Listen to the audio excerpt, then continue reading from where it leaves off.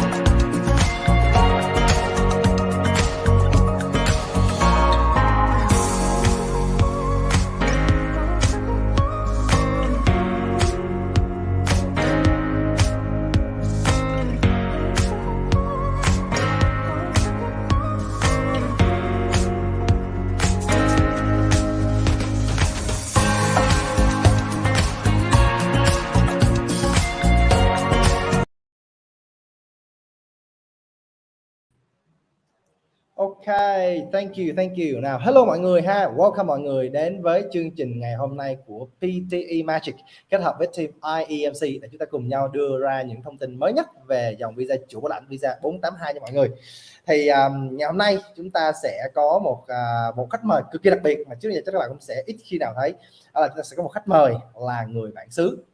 Thì trong ngày hôm nay thì Peter sẽ dành thời gian để mà trao đổi của các bạn, tại vì các bạn có biết rằng trong một số ngày hôm qua đó thì có rất nhiều thông tin trái chiều về cái dòng visa 482 này, và có rất là nhiều bạn đang thắc mắc là anh ơi, thực sự là bây giờ visa 482 này nó như thế nào, từ Việt Nam đi qua có được hay không, yêu cầu là gì, rồi em có đi được cùng gia đình hay không, cái quyền lợi của nó như thế nào, và quan trọng nhất là những cái ngành nghề nào em có thể đi được, và sau đó là cái con đường định cư của em như thế nào. Thì tất cả những thông tin này là mình sẽ cùng các bạn chia sẻ trong cái buổi ngày hôm nay. Vậy thì nếu các bạn đã tham gia vào và các bạn đã nghe thấy mình nói rồi thì các bạn có thể comment một chữ hello cho mình biết nha. Thì trong quá trình chia sẻ với các bạn đó mọi người, thì mình sẽ trao đổi với lại bác đại diện chú ở đây bằng tiếng Anh, và sau đó thì mình sẽ phiên dịch lại cho các bạn để các bạn hiểu được những thông tin đang được diễn ra. Và trong lúc các bạn nghe thông tin đó, các bạn có bất kỳ câu hỏi nào, các bạn có thể đặt câu hỏi ở dưới phần comment, phần chat nha mọi người. Mình và thầy về bên anh Michael đây sẽ cùng các bạn đi qua hết tất cả những câu hỏi này và trả lời những thắc mắc của bạn liên quan tới dòng visa 482 các bạn nha. Vậy thì các bạn ơi, nếu bạn nghe thấy mình rồi, hãy cùng comment một chữ hello nha. Vị khách mời đặc biệt của chúng ta hôm nay sẽ bác ấy tên là Michael Hanrahan. Okay. Thì bác là một trong những đại diện di trú cực kỳ kinh nghiệm của team IEMC, mà ở Úc thì các bạn biết rồi, IEMC là một trong những team di trú đặc biệt về lĩnh vực 482 này, là gần như phải nói đi đầu trong vấn đề là hỗ trợ cho các bạn. Cho nên nếu như các bạn có bất kỳ câu hỏi nào thì bạn thoải mái là phía dưới ha. Ok, nào bây giờ mình sẽ gửi lời chào đến bác Michael và chúng ta sẽ cùng nhau mình trao đổi ha. Now, first of all, thank you very much for your presence here today, Michael. I just quickly introduce you to the rest of the audience who are currently present at the moment. And, I just want to send you our greetings, as well as, a quick introducing about you and where you come from, as well as the experience that you might have during your time at IEMC. So can you please just, say hello to everyone in the audience, and also a little bit about yourself as well. Thank you. Sure. So, I guess good evening to everyone, both in Australia and Vietnam. My name's Michael Hanrahan, and I'm the Director of Migration at IEMC. Yep. I've been in the industry for just over 10 years now, in the migration law industry, and I specialize in employer-sponsored visas, skilled visas, and investor visas here. Okay, let me just quickly translate it and translate that. Thank you. Mọi người ơi, thì bác Michael ở đây, bác là một trong những đại diện chính của team IEMC và là nhân vật chủ chốt trong vấn đề là di trú của team IEMC. Và hiện tại là bác đã có hơn 10 năm kinh nghiệm trong lĩnh vực này rồi, cho nên là những cái thông tin mà bác sắp chia sẻ cho mọi người ở đây á, là sẽ cực kỳ chính xác và có độ tin tưởng cao mọi người ha. Thì trong buổi ngày hôm nay đó thì chúng ta sẽ cùng nhau mình chia sẻ về, như mình viết đây là tất tần tật mọi thứ phải biết về visa 482 cũng như là tình hình định cư Úc.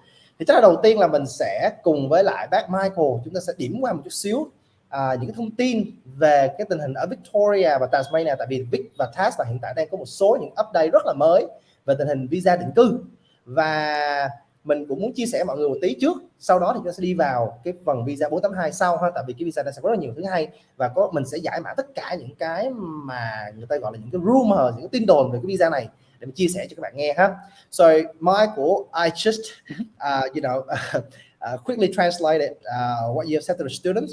Now, I think while we are waiting for some more audience to come in and get into our main focus, that is the visa 482, we will just stop by and talk a little bit about Victoria and Tasmania, as these two states have just some new updates for migrations and Exactly. international.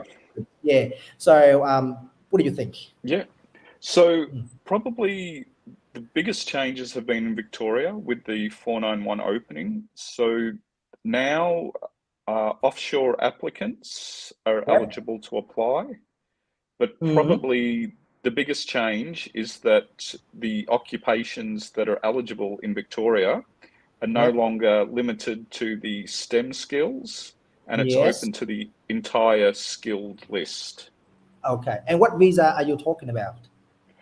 That's the 190 and 491 visa. Okay, yes, just let me translate to our students. So các bạn ơi, thì bác Michael vừa nói đây là hiện tại là visa offshore, tức là các bạn nộp từ bên phía Việt Nam á, nộp qua là cái visa đó đã được mở ra rồi, tức là bây giờ mình có nhiều cơ hội hơn, không nhất thiết bạn phải Úc để bạn nộp cho hai dòng visa quan trọng nhất, đó là visa 190 và 491 nữa, mà bạn có thể nộp trực tiếp từ Việt Nam. Và bên cạnh đó, đó là cái list ngành nghề mà chúng ta nói tới, nó không còn bị limited, tức là không còn bị giới hạn vào trong cái STEM occupation, tức là những cái ngành trong lĩnh vực STEM nữa, mà nó mở ra rất là nhiều. Và chính vì vậy thì nó sẽ có một cơ hội cho các bạn Việt Nam, những bạn nào mà đó giờ các bạn hay nghĩ đến câu chuyện định cư Úc mà nhiều khi các bạn còn không biết là bạn đủ cái điều kiện cho cái việc đó nữa, thì bây giờ là cơ hội để các bạn có thể một lần nữa điểm lại xem là với cái visa của mình, với cái hồ sơ của mình đã đủ điều kiện để nộp hay chưa. Đấy, thì đó là một cái mà update rất là mới nha. Mình sẽ đi kỹ hơn cái này vào buổi sau khi mà chúng ta cập nhật thêm thông tin này. Thì để mình xin bác Michael thử xem là bác có thể cho tụi mình một số những cái ví dụ về những ngành nghề nào được không. So Michael, we have a question for you. As you just mentioned that the occupations list are now open up to like more options. So what are some of the examples of the the options that are just recently been opened? Okay, well, the skill list now is huge. It's hundreds. It's gone from potentially 20 or 30 occupations now to like a few hundred. So it's the entire, most occupations, will somehow be closely related to the large list that's available. Yes. Okay. So let's say certain occupations, such as, for example, engineers or let's say doctors. So are doctors on the list now, or do we have it? So they were previously on the list, but now the list has really opened up, so that it's across the entire gamut now. Yes. Okay. Because recently we have received a lot of students. They come from Vietnam and especially other countries as well, and they have experiences in certain fields in the medical, such as they are general practitioners. They are also dental technicians and also some surgeon assistant. So those are the lists that a lot of people actually working in at the moment. You reckon they will have the chance to apply for a visa in Victoria? Yeah, potentially. So obviously the healthcare sector is always a strong focus on for these visas. But I'll just basically now the other change with Victoria is how they assess the registration of interests, so that they look at age, and then they look at the English levels, and education and partner skills. So, and on top of that, there's also the salary expectation of the applicant is all considered by Victoria to whether they accept the registration of interest to proceed to the next stage. Wow, okay. Let me quickly translate it to our students. So các bạn ơi, thì bác Michael vừa nói đây là các bạn hồi nãy mình đặt câu hỏi là những cái ngành mà các bạn biết bây giờ có rất nhiều người Việt người ta quan tâm, ví dụ như cái ngành y, bao gồm là bác sĩ đa khoa nè, những bạn làm về răng hàm mặt nè, những bạn làm về trợ lý trong những phòng mổ nè, thì bây giờ những ngành này có thể được apply lại hay không? Thì cái câu hỏi trả lời của bác ấy là khả năng rất cao là mình có thể apply lại được. Và bác ấy cũng nói một trong những cái điều mà người ta tập trung nhiều nhất ở cái giai đoạn hiện tại bây giờ đó là tuổi và tiếng Anh. Thì như các bạn vừa thấy đó, là bác vừa liệt kê hai trong số những cái yêu cầu quan trọng nhất. Thì tuổi là cái mà gần như là ai cũng phải để ý tới, tại vì cái tuổi. Let me just quickly ask you the perfect or the prime age will be about 25 to 32. Am I correct? Yeah. So for the points table, to get the maximum points, you would be from 25 to 33. Okay, yeah, 33. Yeah. So các bạn ơi, thì bác vừa bảo là ở đây cái độ tuổi á, là nếu nằm ở độ tuổi là từ 25 cho tới 33 tuổi là mình đang nằm trong cái độ tuổi mà độ tuổi vàng trong cái việc mà định cư, tại vì cái điểm số mình là cao nhất. Rồi các bạn cũng nghe bác ấy vừa chia sẻ đó là ngày hôm nay thì bác ấy cũng nhấn mạnh đến vấn đề là tiếng Anh. Tại sao là tiếng Anh, mà tiếng Anh đứng thứ hai đó nha các bạn, chứ không phải đứng thứ ba, thứ năm, nó đứng thứ hai.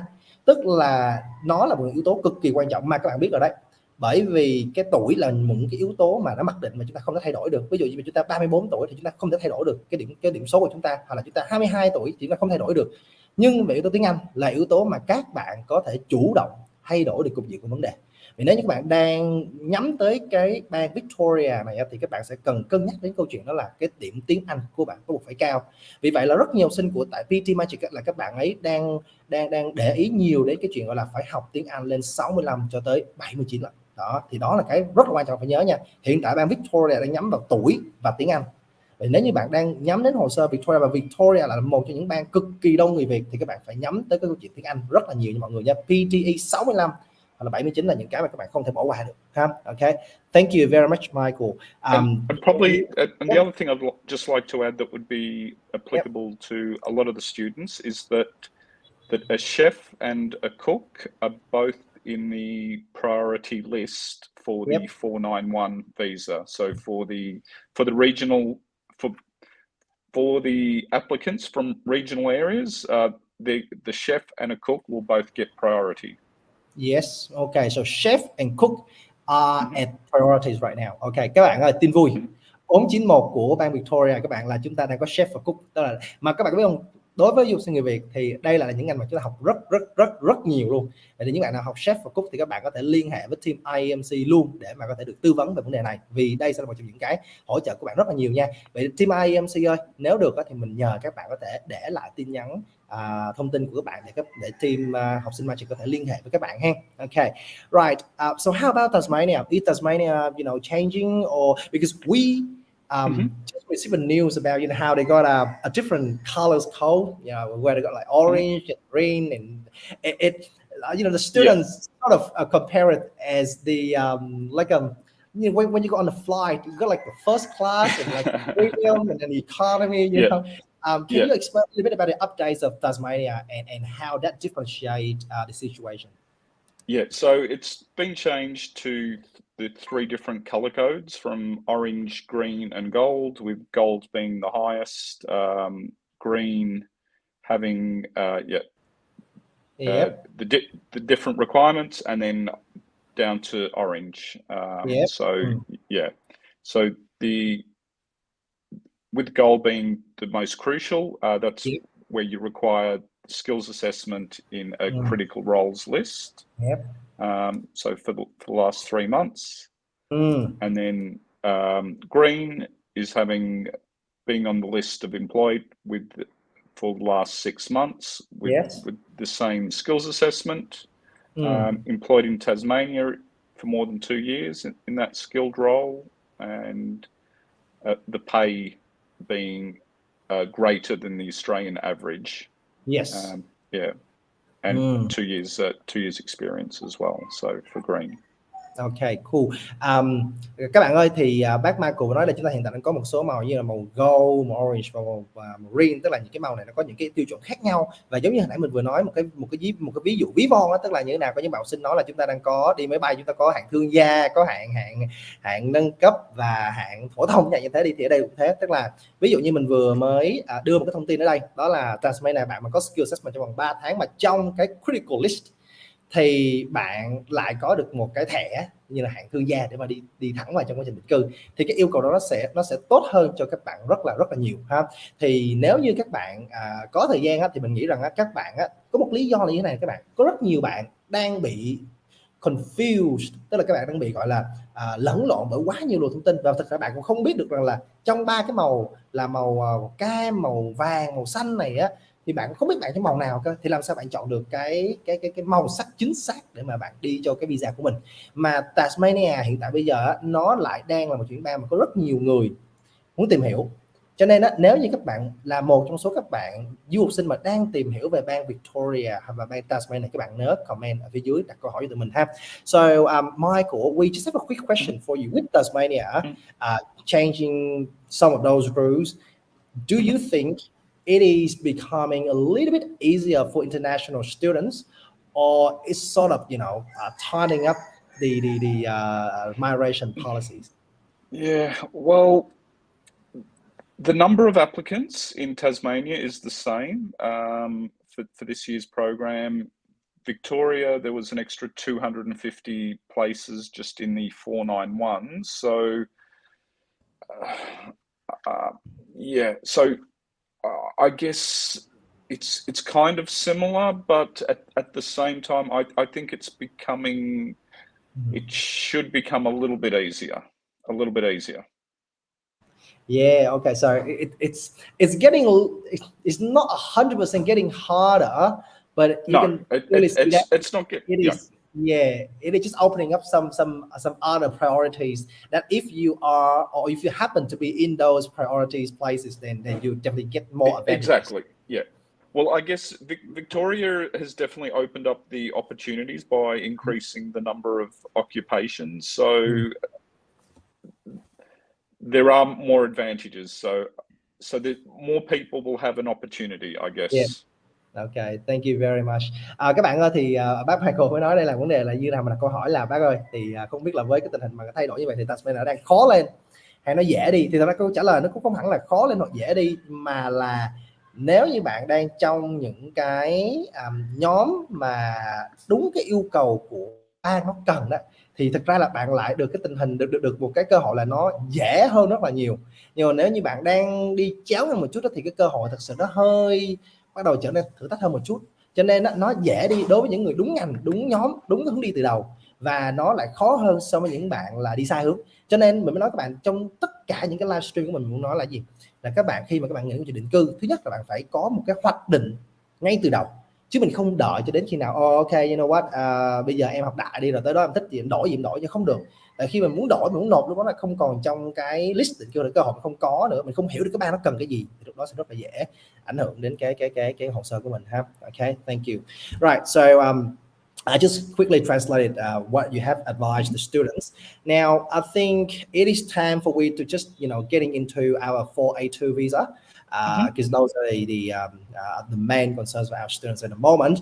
Now, just let me quickly recap what is going on in the market right now. So, a lot of international students over the last 2 years of COVID-19, they have stayed in Australia. They have worked here for 2 years, and now they sort of qualified for getting visa 4A2. But also there are, because the 4A2 visa are now opening up to more positions, and there are just an increase. There is an increase in the number of applications for 4A2. A lot of offshore applicants, they are interested in this visa as well. However, there is a misunderstanding and sort of rumors about what exactly are the requirements of those visas, and some students just try to apply straight away even though they don't have enough, or they are not eligible to apply for the visas. So I think it is very crucial for us to just go into the requirements first, okay, and see what are the main things that the student needs to understand as the position of an employee.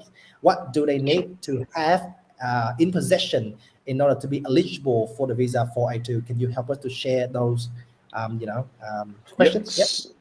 Yeah. So, firstly, they need the required English levels. That's vitally important to have the equivalent of 5.0 in IELTS and of course the equivalent in PTE.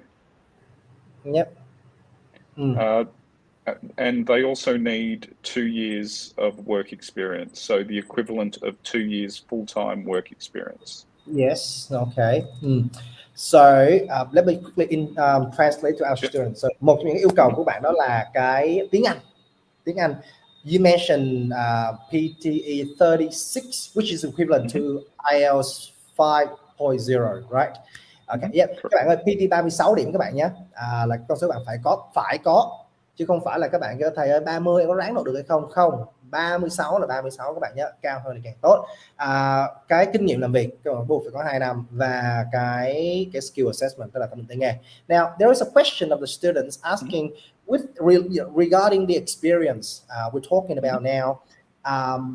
So the experience, because some students who actually they have experiences working in a different country other than Australia, so they could have been working in Thailand or Laos or Cambodia.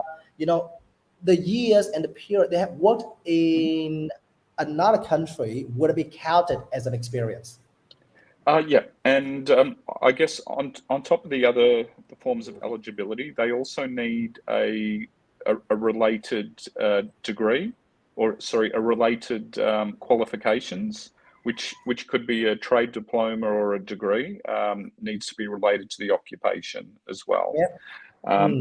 And so on top of that, and your depending on the qualifications, depending on the position, your qualifications can be you can have originated in an overseas country, and also the work experience could have also been performed in a foreign country.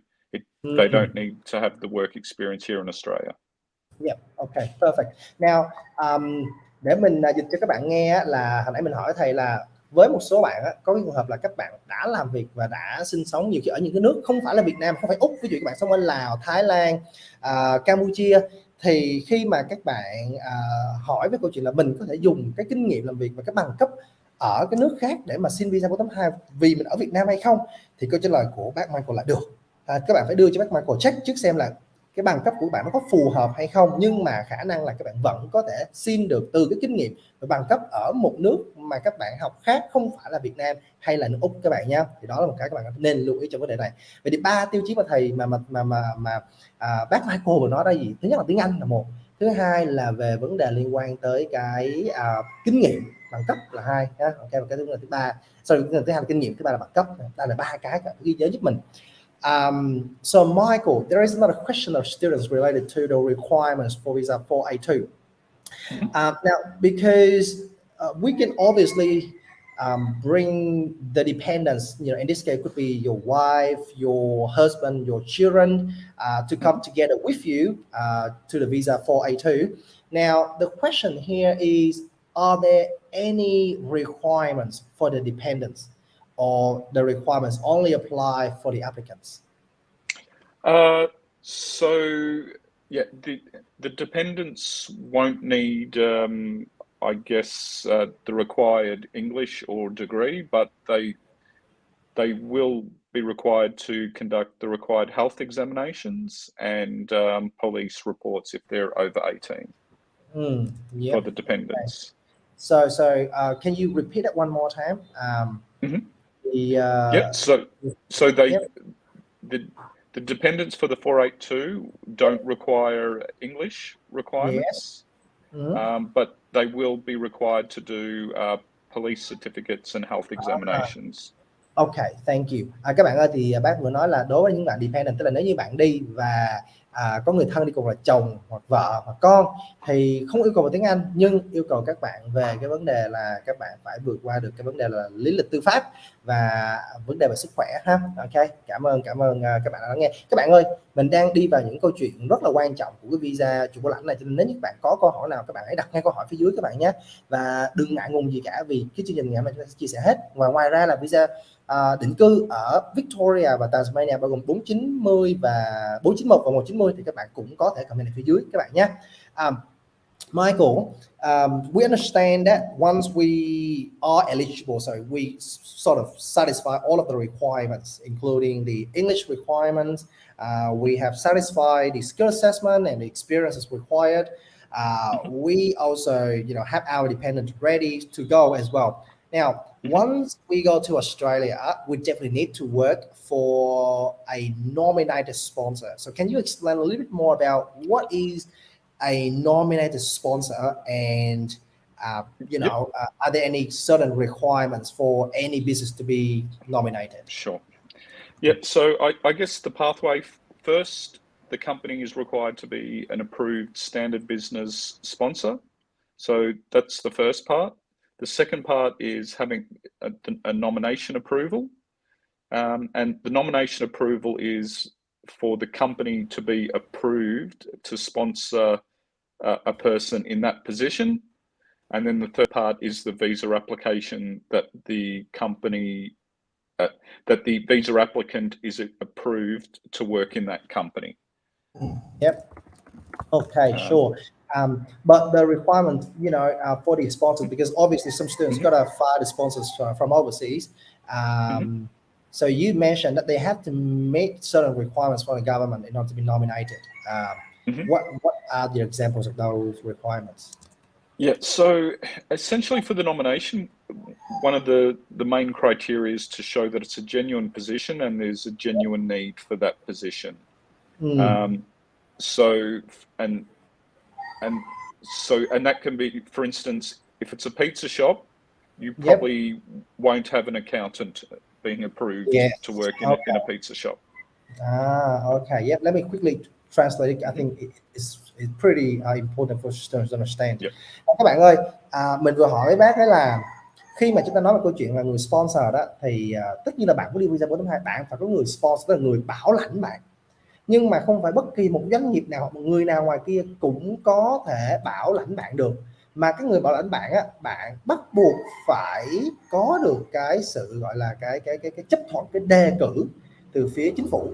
Và để cái đề cử đó thì bạn phải chứng minh được là cái vị trí đó là một vị trí nó chính đáng. Lý do là vì sao? Như nãy bác nói là chúng ta không thể một cái tiệm pizza, chúng ta bán pizza và chúng ta kêu là bây giờ tôi bảo lãnh một người làm accountant, tức là một người kế toán được, bởi vì sao? Nó không liên quan. Một tiệm pizza thì có thể là cần lắm là cái người làm pizza, hoặc là cùng lắm là cái người làm quản lý cho cái tiệm pizza đó, chứ bây giờ cần một kế toán thật sự nó không cần, tại vì nó không phải là doanh nghiệp liên quan đến kế toán. Cho nên đó là cái vị trí mà các bạn đặt ra cho cái vấn đề này nó phải phù hợp. Vì vậy những bạn nào mà đang nói là thầy ơi, em có anh chị em bà con ở bên kia, bây giờ em muốn làm visa cho anh chị em bà con em đi, hay là nhà em bảo lãnh em qua, bây giờ nhà em có shop nail, em thì lại đi học accounting, thì bạn có bảo lãnh được hay không? Thì nhiều khi cái nail salon nó, cái beauty, tức là lĩnh vực làm đẹp đó, nó lại không liên quan đến lĩnh vực mà liên quan tới cái làm kế toán, thì đôi khi lại rất là khó để bạn có thể bảo lãnh được. Vì vậy thì bạn phải có một cái sự chứng minh được là cái doanh nghiệp đấy thật sự cần cái vị trí đấy hay các bạn ha. So for Michael, the reason why I asked this question is because a lot of students, they might have their relatives or acquaintances living in Australia, and they could probably have like a business, ongoing, and they just want to express the interest of sponsoring their family members, their friends, their own relatives. However, as you mentioned, it has to be a genuine position, and they have to pass a test for it.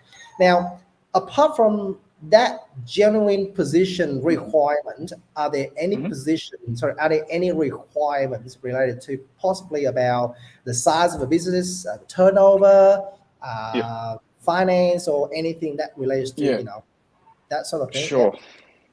So most occupations don't have a particular revenue, a specified revenue requirement, but we need to therefore build a business case study to show why that business would be employing that person.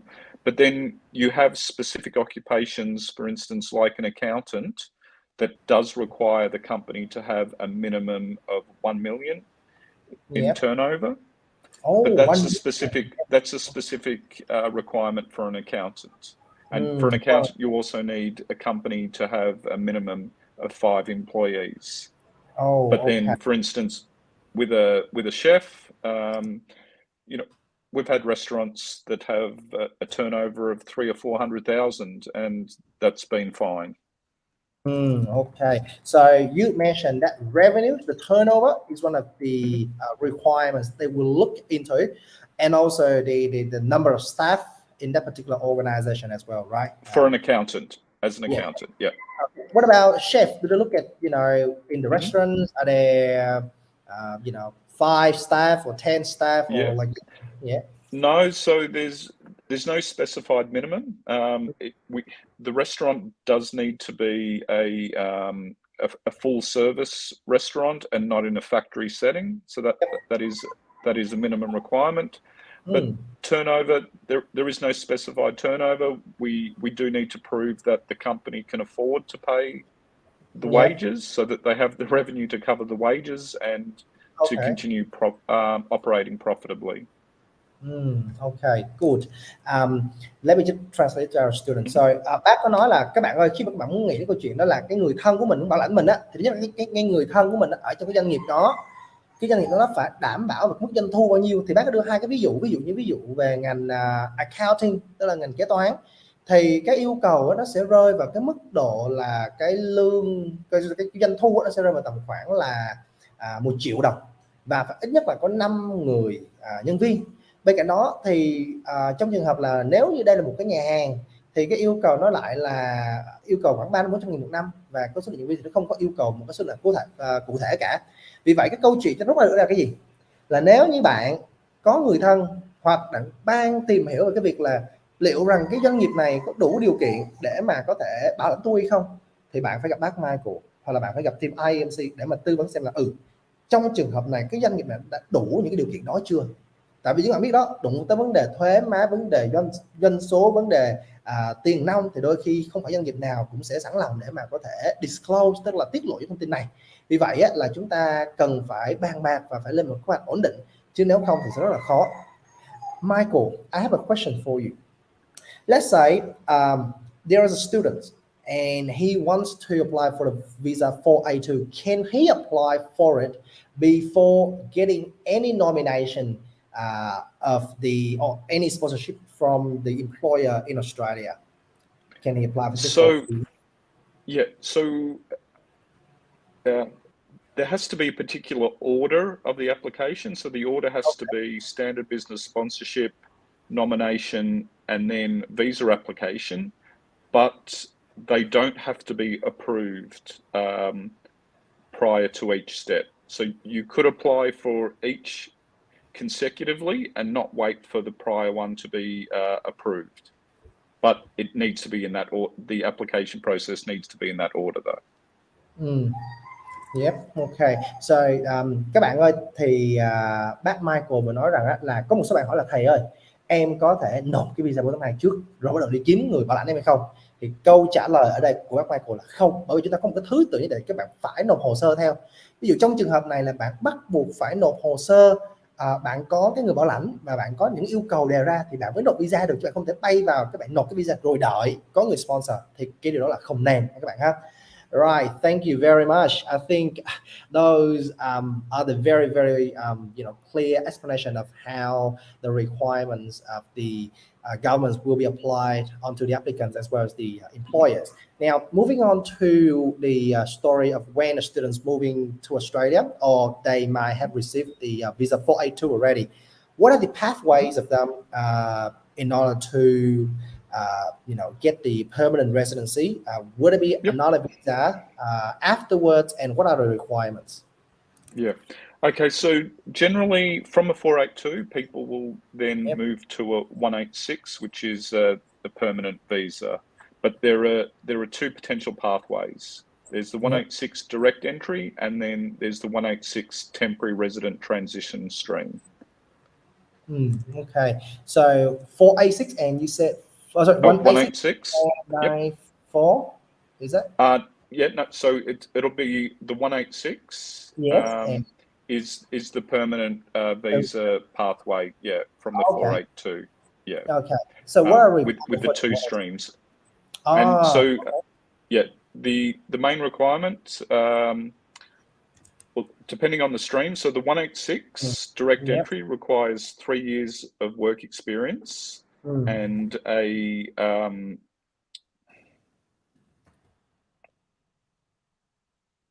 sorry, it just So the 186 direct entry requires 3 years work experience plus a skills assessment, while the temporary resident transition stream requires you to be working in that company for 3 years before you proceed to that, and you don't need a skills assessment.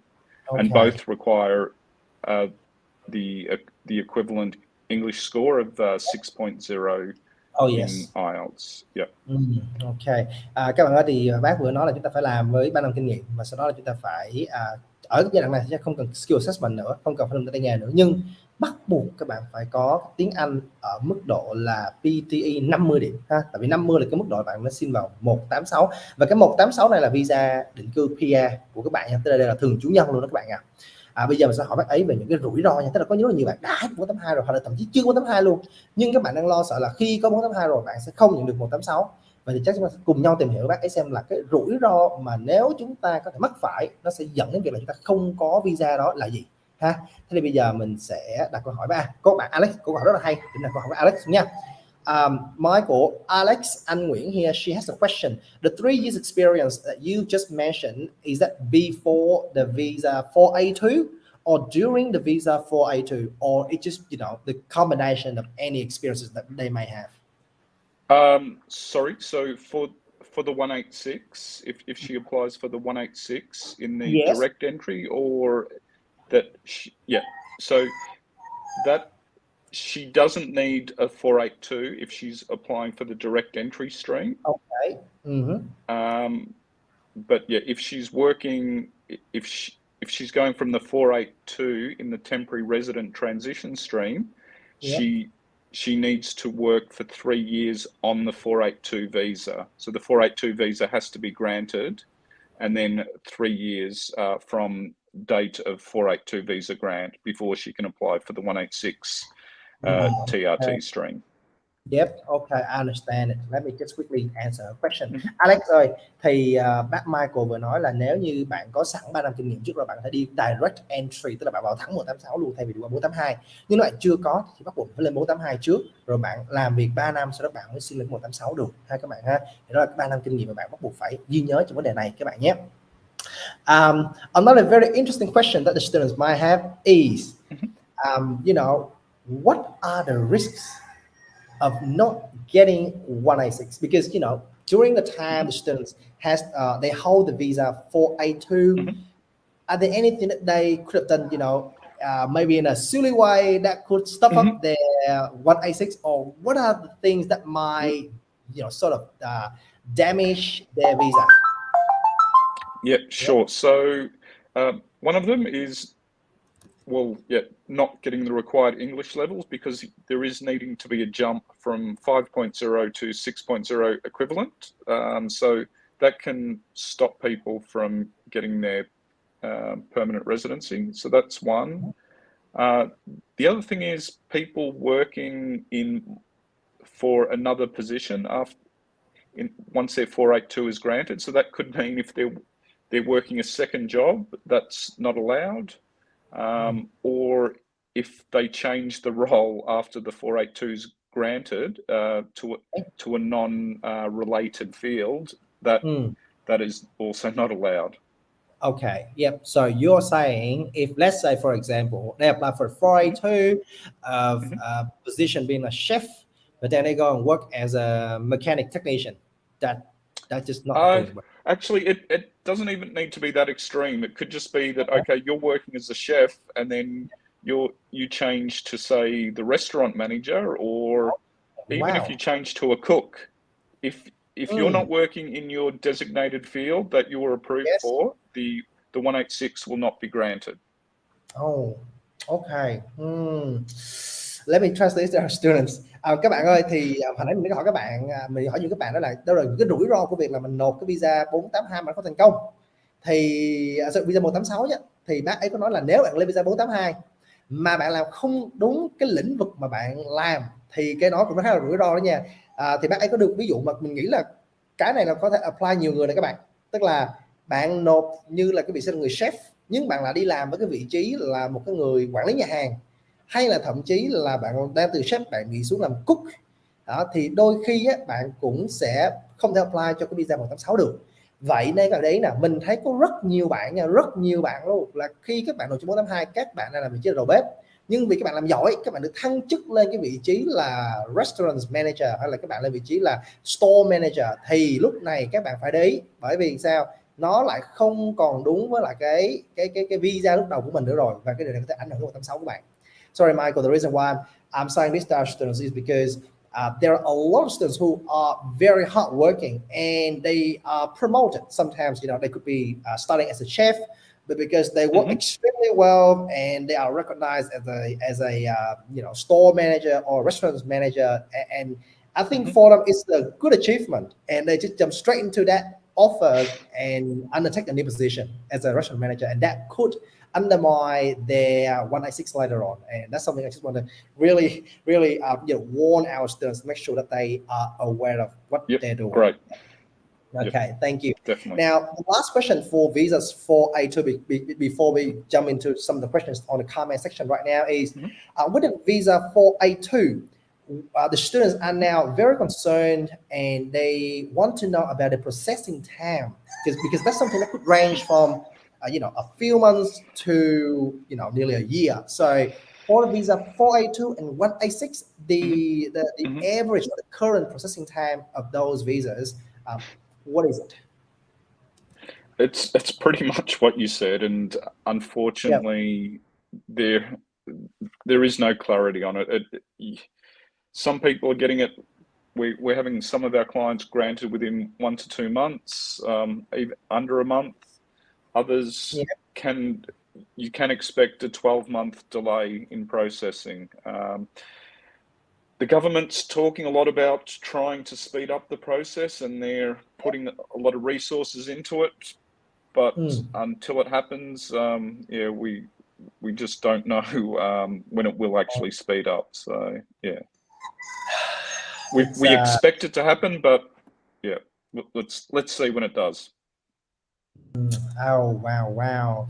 Ok, các bạn ơi, thì nãy các bạn có bạn hỏi mình là cái processing time visa bây giờ là bao lâu, thì ba ấy có nói là cái thời gian nó có thể đi từ một vài tháng cho tới 1 năm, tại vì nó cũng rất là khó để mà nói được. Tuy nhiên á, là nếu như ba ấy có phải là nếu như hồ sơ của bạn đầy đủ thông tin và gần như là rất là thẳng, thì cái việc mà các bạn có được cái visa này nó chỉ là câu chuyện thời gian và sẽ rất là nhanh. Cho nên nếu như các bạn muốn chuẩn bị cho cái hồ sơ, và thật ra nếu mà cái lời khuyên mình rất là nhiều người, bạn muốn cái hồ sơ bạn nhanh thì bạn phải chuẩn bị làm sao cho nó thật là mượt mà, để bạn tưởng tượng rằng nếu như bạn là người xét hồ sơ, bạn nhìn vào hồ sơ và bạn thấy tất cả những yêu cầu nó đầy đủ rồi, tất cả nó đã được trình bày một cách rõ ràng mạch lạc rồi, thì chắc chắn bạn sẽ có thể sẵn sàng để mà có thể lên và nộp hồ sơ vào, thì lúc đó cái cơ hội sẽ tốt hơn ha. Okay, now I think because some of the students here they just really want to hear from you about the questions that they have at the moment. So I think it's a good idea if we just go to run through a few of them. Is it okay for you? Now, please. Okay, now going back to the questions of the visa 491 and 190 in Victoria, Văn Việt Đức here has a question regarding visa 190 in Victoria. The partner skill is an advantage, isn't it? Certainly is. So that will give her additional points to boost up the likelihood of being accepted. Ok, các bạn ơi, bạn Văn Đức ơi, về cái điểm này các bạn, nếu như bạn có được cái skill partners thì chắc chắn đó sẽ một cái lợi thế của bạn, bởi vì nó rất là tốt, nó sẽ push được cái cơ hội bạn xin được quy định cư lên ha. Miss Win Fang has a question. Hello, I have a question about 190 of Victoria in 2022 to 2023, and the question is, how can I get the nomination for registered nurse? And I think she applied the EOI by the income from registered nurse in order to claim the annual income. Is it okay? Oh, so what she's asking is, she got the income from rehab and aged care to claim to the annual income of the registered nurse. Can she apply for visa 190 in Victoria as a registered nurse? Yeah. So yes. So she can definitely apply for the EOI. But also, I think is she asking which income that she will be applying between the two occupations? I think the question she's asking is, she's not sure whether she can use the income from a rehab and aged care to be counted as the salary and experience for, the position of a registered nurse. I think that's the main question. Yeah. It is a slightly different position. So yeah, we would have to use one position and then work on the anticipated income that she would be receiving from each occupation. Okay, so she could potentially use that income as a way to prove her occupations. Thank you. Quỳnh Phan ơi, có nha, em có thể cân nhắc yếu tố này, nhưng mà anh nghĩ rằng to be sure thì em nên đến gặp bác Michael và team IEMC để được giống như là check kỹ hơn về vấn đề này nha, tại vì mình không biết được thực tế là nó sẽ như thế nào đâu ha, và có thể là những cái vấn đề liên quan đến cái ngành của em nó còn phải dựa trên cái CV, cái job description của em rất là nhiều nữa, cho nên đó là cái mà khá là cần thiết ha. Alright. I think this question we already answered regarding the nomination processing time for 482. We are going to this question, a very detailed one. Nguyễn Minh Lợi has a question. She has a friend who is 27 years old, currently holding visa 462 at the very first year. And that friend of her is working for a farm produce products.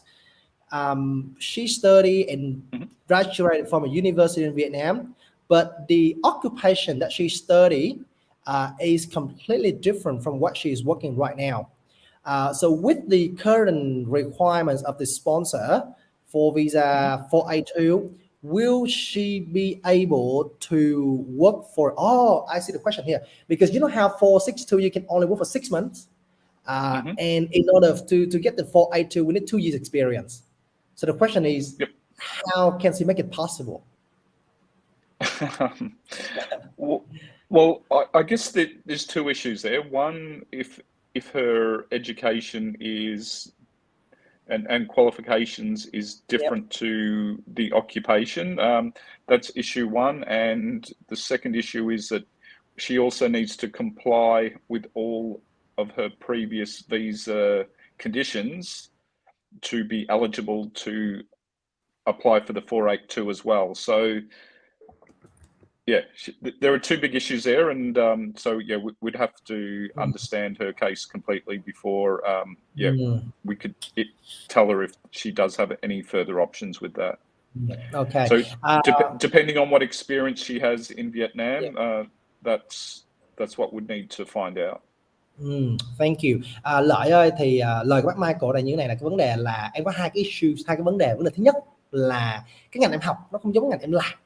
The first problem. Cái vấn đề thứ hai là vì cái visa của em không đi làm thời gian một cách gọi là xuyên suốt, cho nên nó sẽ có những cái lỗ hổng trong cái quá trình xin visa của như vậy. Thì bác ấy đang nói rằng là có thể nó sẽ là best option nếu như em đến và tư vấn với bác Michael, em được consult, mà em được tư vấn một cách kỹ hơn và xem là đối với cái kinh nghiệm ở Việt Nam của em thì nó có cái lựa chọn nào ở Úc nhiều hơn hay không, hay bắt buộc em phải đi 482 theo cái ngành mà em đang làm, bởi vì nhiều khi em đang tự giới hạn mình trong cái lĩnh vực đó thôi, nhưng nó có thể khác đi các em nhé. Okay, right. We'll go to the very last questions of today. This particular student, he is holding visa 4A2, working as a baker in Victoria, not regional, but in Victoria. I reckon it could be Melbourne. Is there a possibility to apply for permanent residencies, and what are the requirements? Is baker in the long-term or short-term list? The short term. So what we'd need to know is how long he's been working as a baker, and also over what time period, because there are some COVID exemptions that would allow him to potentially apply for permanent residency. So yeah, we'd need to know the time frame, the exact time frame before we can advise further on that. Bạn ơi, thế bây giờ mình phải biết là cái kinh nghiệm và cái thời gian mà làm trong 482 là như thế nào để mà tìm ra cái hướng giải quyết nha, chứ không phải là cứ nói là được và không được đâu, cần phải nói kỹ hơn chút xíu đấy.